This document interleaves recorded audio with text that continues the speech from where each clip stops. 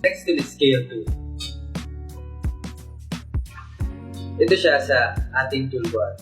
Makita nyo, yung square siya na parang inigilan siya pataas. Yan yung scale tool. So, ang purpose naman siya, scale yung model natin. Hilahin pababa, pataas, paside, ganyan. Pag, click mo yung scale tool, yan, automatically, may lalabas na mga green dots. Yan yung mga pwede mong hilahin. Halimbawa ito, may arrow up, arrow down. Pwede mo siyang hilahin pataas. Ganyan. Dito naman sa gilid, pwede mo siyang hilahin pagilid. Isa pa din tip dito sa paggagamit ng scale tool is pwede mong ma-scale yung buong model. Pag tinik mo yung control. Ano ba, ganyan. Parang yung reference point mo na is yung center niya. Gagalaw na yung buong model niya. Babante pata. Babante patras.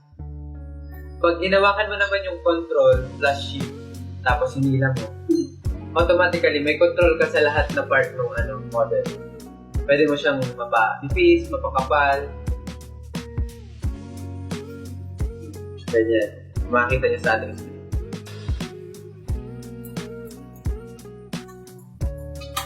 Yan yung scale tool. Ang shortcut key naman itong scale tool, click nyo lang yung S sa keyboard. Diba, nasa select tool tayo. Click nyo lang yung S. Automatically lalabas na yung mga green dots. Next tool, orbit or pan, then zoom. Ito, makita nyo din siya dito sa left side, sa toolbar natin. Ang orbit, ito yung red na may green. Ibig sabihin yan, mag-orbit ka. Ito yung model natin, ikot-ikot yung view natin, ganyan. Ganyan. Tapos, dito naman sa pan, ibig sabihin yan, itong hand na icon sa model. Ibig sabihin yan, ito yung model natin. Ang view natin, dito yung screen niya. Pag slide tayo dyan, hihilahin natin yung screen. Ang principle niya. Tapos dito naman sa zoom, itong zoom, ibig sabihin yan, zoom. Lalapit tayo.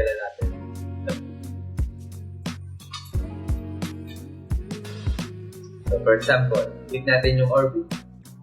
Ito yung model natin ngayon. Diba? Naikot tayo sa kanya. Tapos ito naman hand, icon. Yung pan, click natin. Diba, pa-side lang. Hindi tayo nakakaikot tulad ng orbit. Tapos pag zoom, pag click mo ng zoom, click mo din yung scroll button sa mouse. Ayan. Para makalapit ka.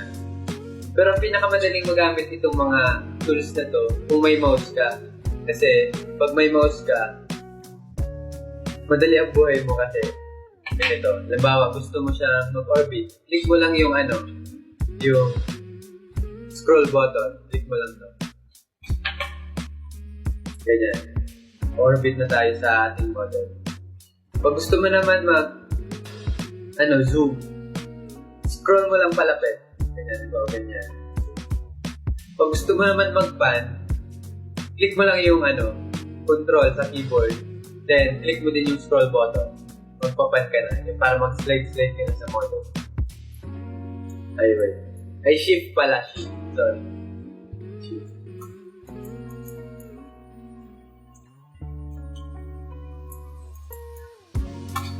Ang shortcut key pala nitong orbit, O. Tapos dito sa pan, H for hand. Click mo lang yung H. Lalabas na yung parang kamay na cursor sa screen. Then, dito sa zoom, save. Ang shortcut key niya.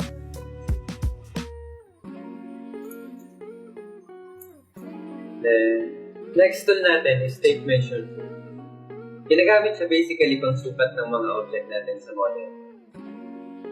Halimbawa ito, gawa tayo ng line na 3 meters or 3,000 millimeter.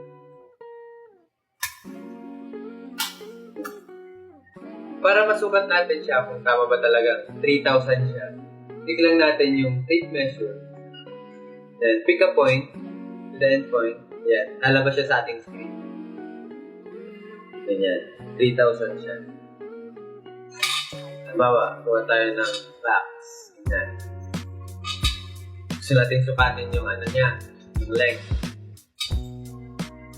So, nasa 5,100 millimeter siya or 5.1 meter. Next tool is the rotate tool. Masyado na malaki.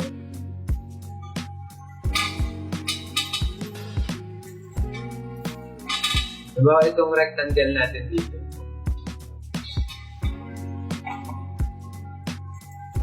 Rectangle natin. Gusto natin siyang i-rotate. Gusto natin i-rotate. Ang rotate tool natin dito sa toolbar is itong parang recycle na kulay na icon. Itong may arrow na pabalik dito. Click lang natin siya. Then, pick a point. Pick another point. And ganyan. Pwede na natin siya magalaw.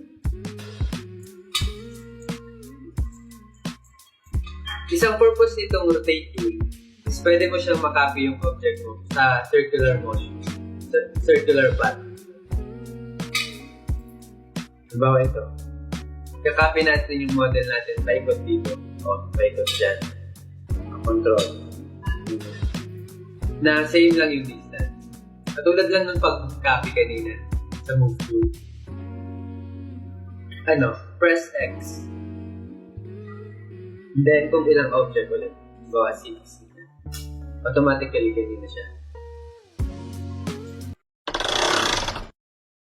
Yun na muna ngayon ang ituturo natin. Next video, tuturo ko na yung mga other important na ginagawa sa SketchUp, katulad ng pag-group, pag-component, para hindi ka mahirapan sa pag-model.